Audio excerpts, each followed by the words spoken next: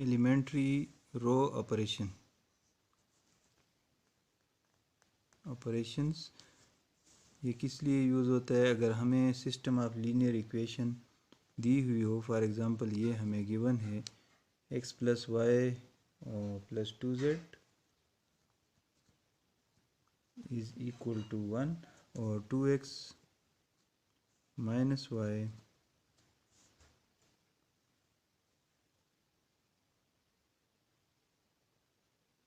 Plus 8z is equal to 12 और 3x plus 5y plus 4z is equal to -3।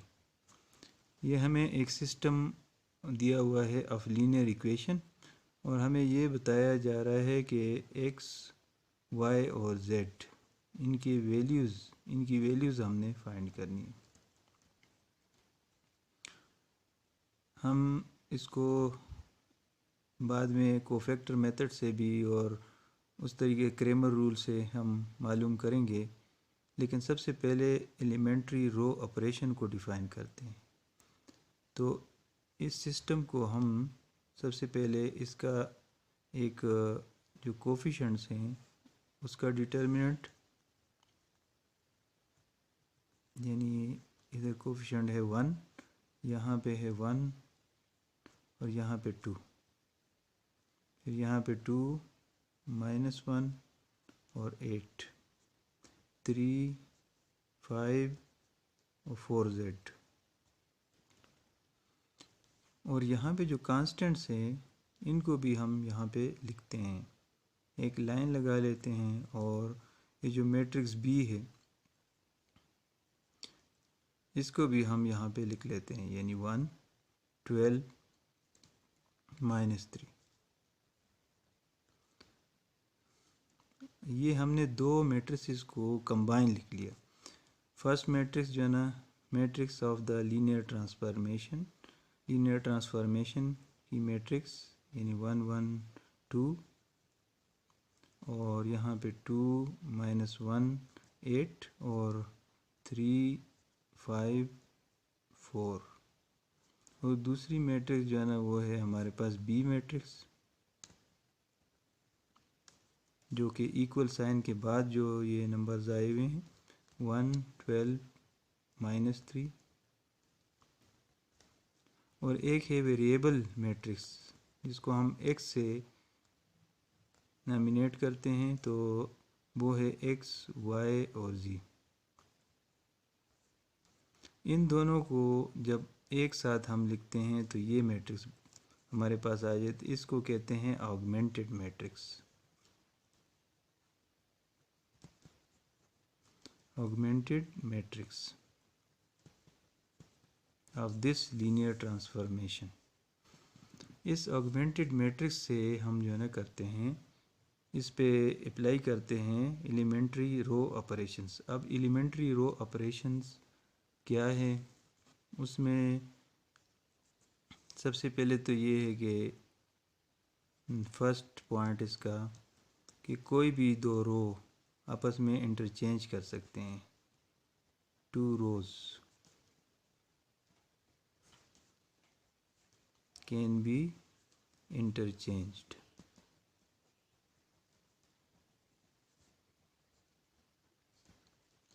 Second point,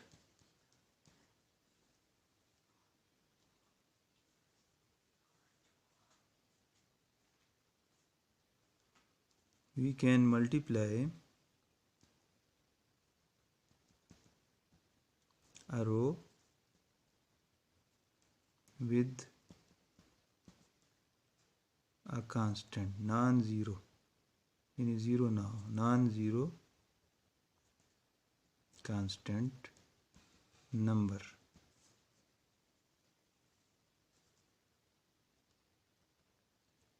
यानी किसी भी रो, ये 3 रोज़ हैं, तो हम किसी भी रो को किसी नंबर से मल्टीप्लाई कर सकते हैं। थर्ड जो पॉइंट है वो ये है, ऐड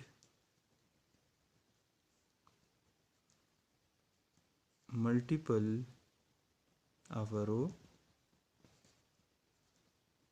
यानी एक रो को आपने किसी कांस्टेंट से मल्टीप्लाई कर दिया, उसके बाद आप किसी और रो के साथ उसको प्लस कर सकते हैं। Add multiple of a row with another रो।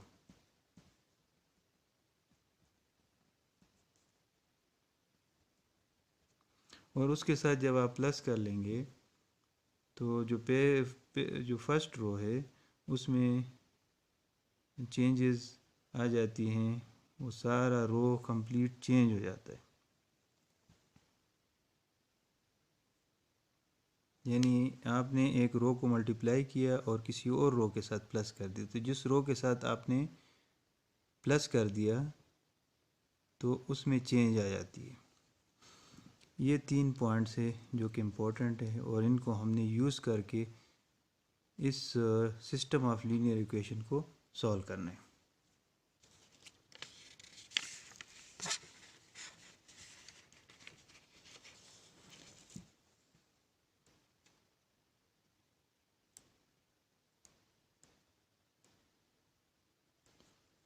सबसे पहला काम ये करना है कि यहाँ पे हमने 1 प्रोड्यूस करना है।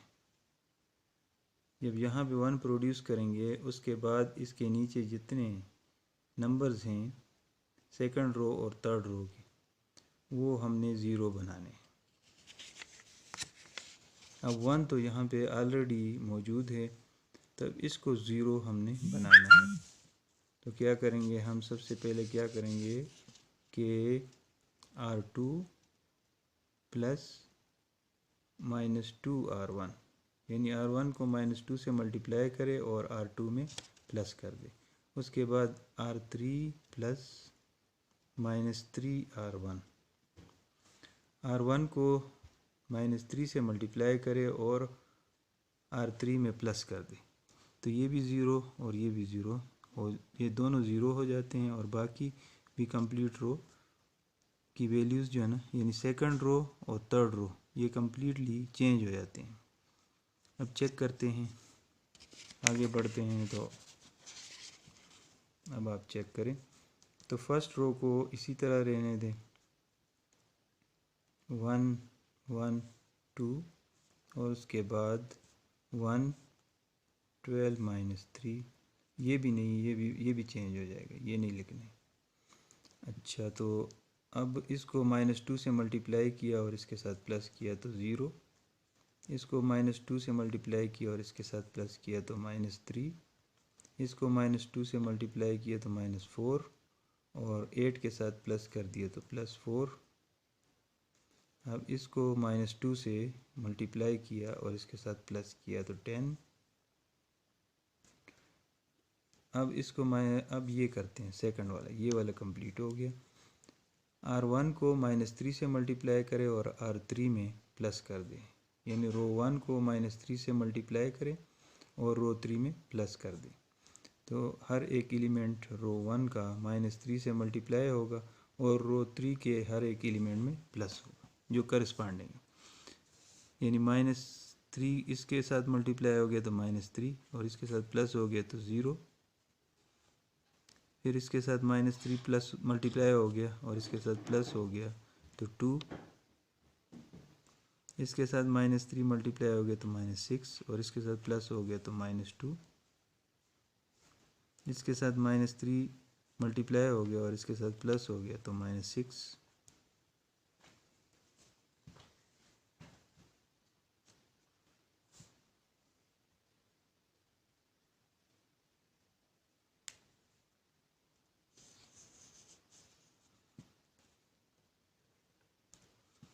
अब हम नेक्स्ट करेंगे कि यहाँ पे हमने 1 प्रोड्यूस करना है।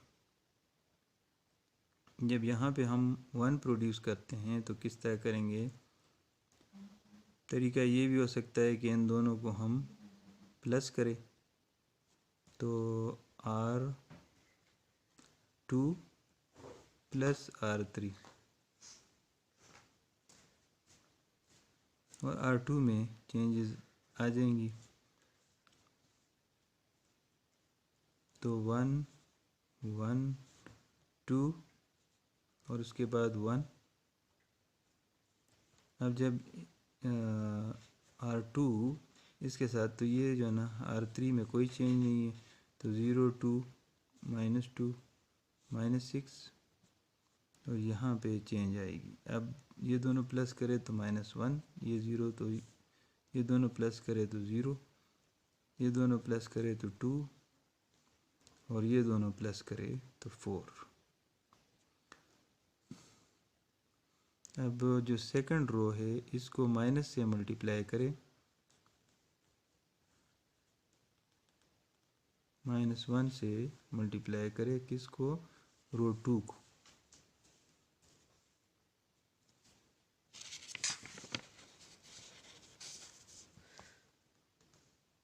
तो हमारे पास 1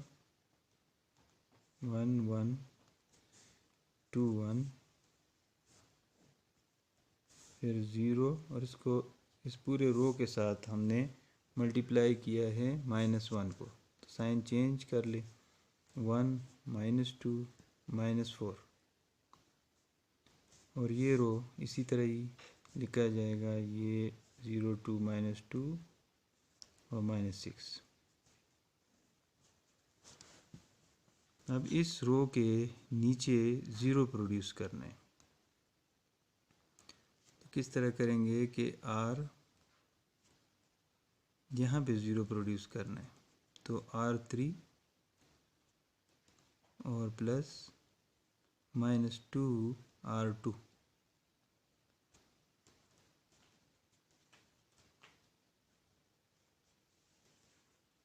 तो 1 1 2 1। उसके बाद 0 1 -2 -4 और यहाँ पे चेंजेस आएंगी R3 में। इसको -2 से मल्टीप्लाई करें, इसके साथ प्लस करें तो 0, इसको -2 से मल्टीप्लाई करें तो 4 और इसके साथ प्लस करें तो 2, फिर इसको -2 से मल्टीप्लाई करें तो +8 और इसके साथ प्लस करें तो 2। अब हमारे पास ये जो मैट्रिक्स बन गई जिसमें डायगोनल एलिमेंट्स और उससे ऊपर वाले एलिमेंट्स मौजूद हैं, और जो डायगोनल से नीचे जितने एलिमेंट्स हैं वो सारे ज़ीरो हैं, इसको कहते हैं अपर ट्रायंगुलर मैट्रिक्स।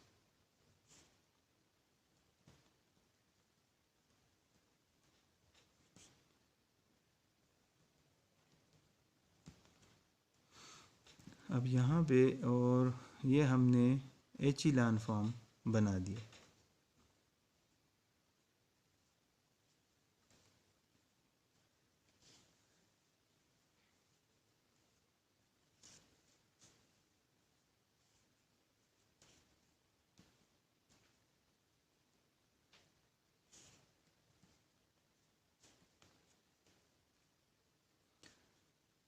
ये इस मैट्रिक्स के लिए अपर ट्रायंगुलर मैट्रिक्स है, लेकिन अगर हम पूरा कंप्लीट मैट्रिक्स, ये ऑगमेंटेड मैट्रिक्स लेते हैं, ये वाली मैट्रिक्स, तो फिर ये अपर ट्रायंगुलर नहीं है, फिर ये क्या है, एचिलान फॉर्म है।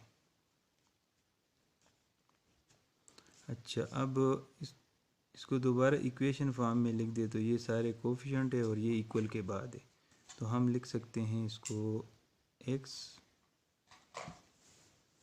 और +y +2z is equal to 1 और दूसरा y -2z is equal to -4 और यहाँ पे 2z इज़ इक्वल टू 2। और अगर इसको मज़ीद हम कर दे थोड़ा सा कि R3 डिवाइडेड बाय 2, तो फिर ये तो मैट्रिक्स चेंज हो जाती है और यहाँ पे भी 1 1 बन जाते हैं, वो इस तरह हो जाती है 1 1 2 और यहाँ पे 1, फिर यहाँ पे 0 1 -2 -4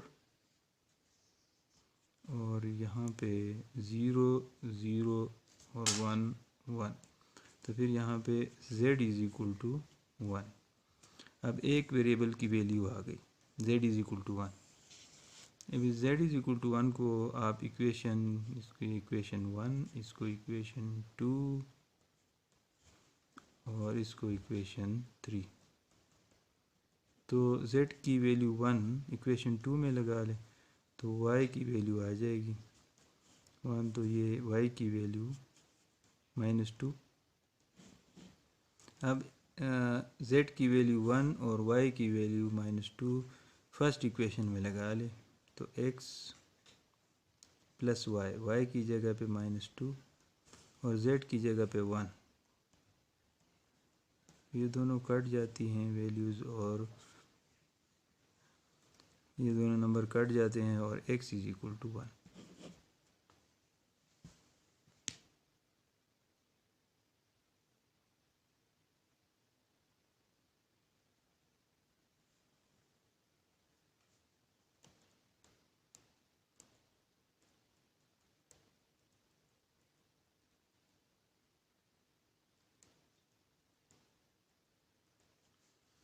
ये हमने एचिलान फॉर्म तक किया। अभी रिड्यूस एचिलान फॉर्म इसको बनाना है। रिड्यूस एचिलान फॉर्म ये एचिलान फॉर्म है जिसमें यहाँ पे 1, यहाँ पे 1 और यहाँ पे 1 और तमाम 1 के नीचे 0 0 हैं। इस 1 के नीचे जगह नहीं है तो इसलिए 0 नहीं है। और अगर हम इन 1 जो डायगोनल पे 1 1 है इनके ऊपर भी हम 0 बना दें, इस 1 के ऊपर भी ये दोनों 0 और इस 1 के ऊपर भी 0, तो फिर इसको रिड्यूस एचिलान फॉर्म कहते हैं। तो इसको एक मतलब फिर लेते हैं और रिड्यूस एचिलान फॉर्म बनाते हैं। तो ये एचिलान फॉर्म जो हमने बनाया है, ये वाली फॉर्म है इस मैट्रिक्स की 1 -4 1 और यहाँ पे -2 1 0 0 0 1। अब इस 1 के ऊपर 0 बनाना है, ये जगह 0। इसको कैसे 0 बनाएंगे? अगर हम R1 से R2 माइनस करें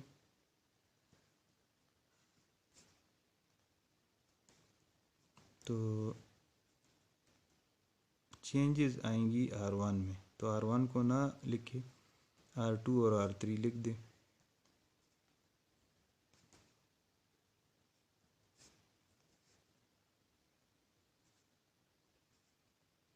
अब R1 लिखें तो R1 से R2 माइनस करें 1 -0, यहाँ पे लिख दे 1।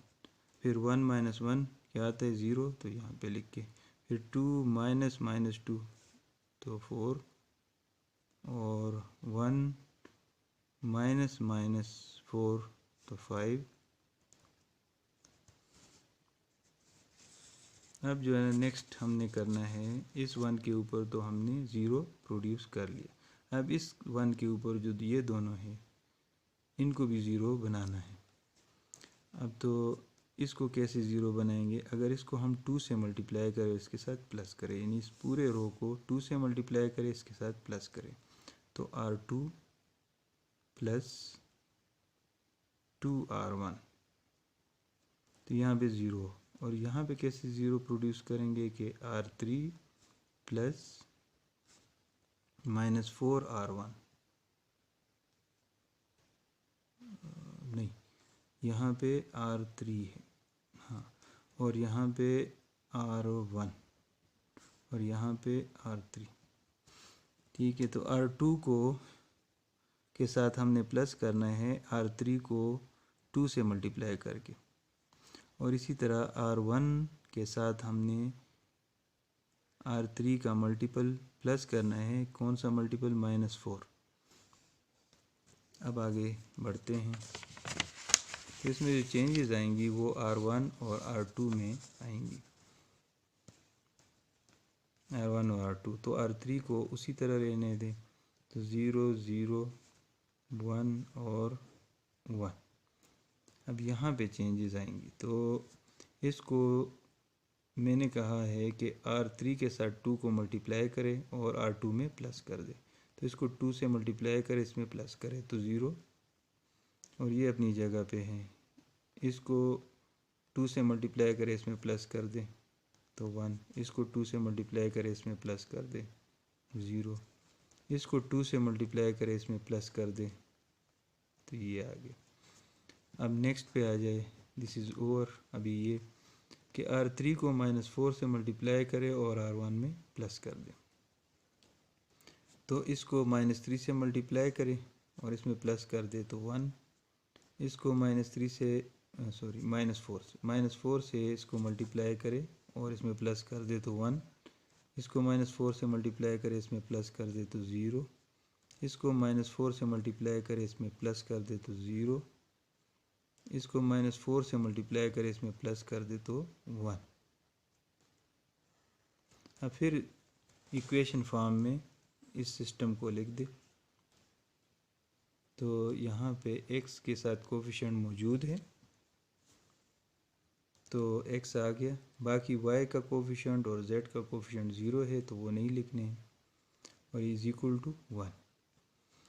इसी तरह x का कोफिशिएंट 0 है, z का कोफिशिएंट 0 है, y का कोफिशिएंट 1 है तो y आ गया, और यहाँ पे -2 तो इज़ इक्वल टू -2। इसी तरह थर्ड इक्वेशन में अगर आप देखें तो x की वैल्यू कोफिशिएंट 0 है, y का कोफिशिएंट 0 है, z का कोफिशिएंट 1 है, इसलिए z रह जाता है, बाकी ख़त्म, और इज़ इक्वल टू 1। अब वही चीज़ें हमारे पास आ गई। हमने पहले ये मालूम किया है कि x की वैल्यू 1 और y की वैल्यू -2 और z की वैल्यू 1। तो z की वैल्यू 1, y की वैल्यू -2 और x की वैल्यू 1, वही आंसर हमारे पास आ जाता है। अब इस पूरे प्रोसीजर को अगर आप एचिलान फॉर्म पे रोकते हैं यहाँ तक तब भी ठीक है, और अगर रिड्यूस एचिलान फॉर्म तक ले जाते हैं तो तब भी ठीक है। इस तरह ये क्वेश्चन और ये प्रोसीजर आपको समझा दिया। अब इसको जो भी क्वेश्चन इस तरह लीनियर ट्रांसफॉर्मेशन वाला आता है और आपने उसको रो ऑपरेशन से करना है तो आप सॉल्व कर सकते हैं। प्रोसीजर यही होगा। आगे फिर हम जब एक्सरसाइज पे जाएंगे तो वहाँ पे मज़ीद आपको क्लियर हो जाएगा। Thank you.